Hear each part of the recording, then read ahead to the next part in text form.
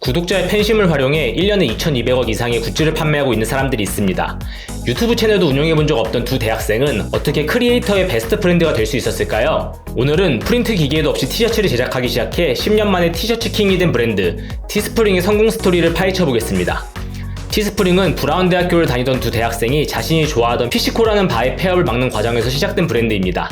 무슨 이야기냐고요? 창업자 워커 윌리엄스와 에번 스타이트는 재정적인 이유로 문 닫을 위기에 처한 바를 지원하기 위해 티셔츠를 제작하려 했지만 티셔츠를 소량 제작하는 것이 복잡하고 비용이 많이 든다는 문제점을 발견하게 되었습니다. 그들은 웹사이트를 통해 티셔츠를 먼저 판매한 후 제작하는 방식으로 이 문제를 해결했습니다. 그리고 6시간 만에 $10,000 이상의 티셔츠를 판매하며 바의 폐업을 막을 수 있었죠. 이 과정에서 그들은 누구나 쉽게 맞춤형 티셔츠를 만들고 판매할 수 있는 플랫폼이 필요하다는 것을 느끼게 되었습니다. 워커와 에반이 티셔츠를 제작한 방식을 온디맨드 제작이라고 부르는데요. 온디맨드란 플랫폼과 기술력을 가진 회사가 수요자의 요구에 즉각 대응하여 제품 및 서비스를 제공하는 것을 뜻합니다. 프린트 온디맨드는 원래 출판업계에서 주로 사용되었는데 워커와 에반은 이를 의류 제작에 적용해 상업화에 성공하며 프린트 온디맨드의 선구자라는 평가를 받게 되었습니다. 기존 기술을 다른 분야에 접목하는 것만으로도 혁신적인 아이디어가 될 수 있다는 것을 보여주는 흥미로운 에피소드인 것 같네요. 캠페인이 성공적으로 끝나자 그들이 만든 웹사이트도 주목받기 시작했습니다. 초기에는 브라운 대학교 학생들과 소규모 커뮤니티가 주요 고객이었는데요. 그중 게임 커뮤니티 사이에서 자신이 속한 길드의 로고를 새긴 티셔츠를 제작할 수 있는 플랫폼으로 입소문이 나면서 사업은 안정적으로 자리 잡게 되었습니다. 티스프링은 창업 당시 외부 투자 없이 개인 자금으로 운영되었습니다. 초기 자본금이 제한적이었기 때문에 프린트 기계와 같은 장비를 구입하지 못했고 재고도 미리 확보하지 못했는데요. 부족한 장비는 제조 파트너와 협업을 통해 그리고 재고에 대한 부담은 주문이 들어올 때마다 제품을 제작하는 방식으로 해결했습니다. 웹사이트도 컴퓨터 사이언스를 전공한 에반이 직접 만들었기 때문에 말 그대로 무자본 창업에 가까웠죠. 저는 최근 오프라인 공간 공유 사업에 흥미를 느껴 공간 창업에 대해 알아본 적이 있습니다.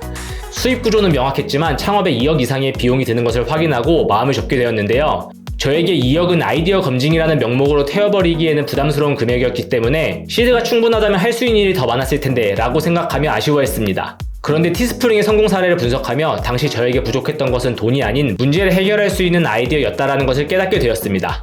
사업이 본격적으로 성장한 것은 리그 오브 레전드와 월드 오브 워크래프트 같은 대형 게임 커뮤니티에서 자신들만의 커스텀 굿즈를 제작하고 판매하는데 티스프링을 활용하기 시작하면서부터였습니다. 티스프링의 성장 속도는 실리콘밸리 벤처 캐피탈에 관심을 끌기에 충분했고 창업 2년 만에 100억 가까운 돈을 투자받게 되었습니다. 이 투자는 티스프링이 플랫폼을 확장하고 더 많은 사용자를 유치하는 데 중요한 자금이 되었고 본격적으로 성장을 가속할 수 있게 되었죠. 잠시 그간 분석했던 브랜드들의 마케팅 포인트를 복습해보겠습니다.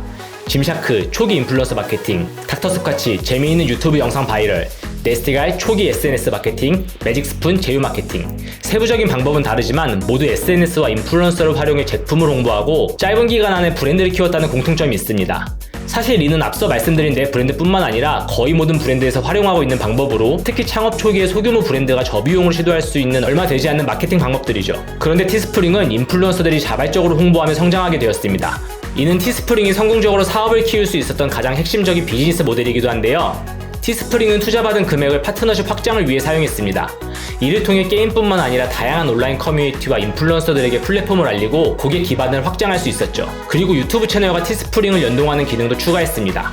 그 결과 팬들은 영상을 보며 바로 굿즈를 구매할 수 있게 되었고 티스프링은 인플루언서들이 팬을 기반으로 수익을 창출할 수 있는 중요한 도구로 자리 잡게 되었습니다. 여기서 한 발 더 나아가 인플루언서가 더 다양한 굿즈를 판매할 수 있도록 머그컵, 핸드폰 케이스, 액세서리 등과 같은 제품을 추가했는데요. 그 결과 티스프링을 통해 연간 $100만 이상의 수입을 기록하는 유튜버들이 생겨나게 되며 크리에이터의 베스트 프렌드라는 별명을 얻게 되었습니다. 참고로 티스프링은 1억 명이 넘는 구독자를 보유한 유튜버와도 별도의 비용 없이 수익 쉐어만으로 협업을 진행한다고 합니다. 즉 인플루언서들에게 일회성 광고비가 아닌 지속적으로 추가 수익을 창출할 수 있는 방법을 제공하며 자신들의 서비스를 자발적으로 홍보하도록 만든 것이죠. 혹시 우리나라에도 비슷한 서비스가 있다는 사실 알고 계셨나요? 마플은 티스프링과 마찬가지로 커스텀 티셔츠를 소량으로 제작할 수 있는 플랫폼인데요. 사실 티셔츠 소량 생산이라고 하는 것이 특별한 노하우나 기술이 필요한 것이 아니기 때문에 장비만 있다면 누구나 쉽게 창업할 수 있습니다. 네이버에 티셔츠 소량 제작을 검색하면 200개가 넘는 사이트를 찾을 수 있을 정도이죠. 그런데 마플의 성장 속도가 유독 눈에 띄는 이유는 바로 편의성 덕분입니다.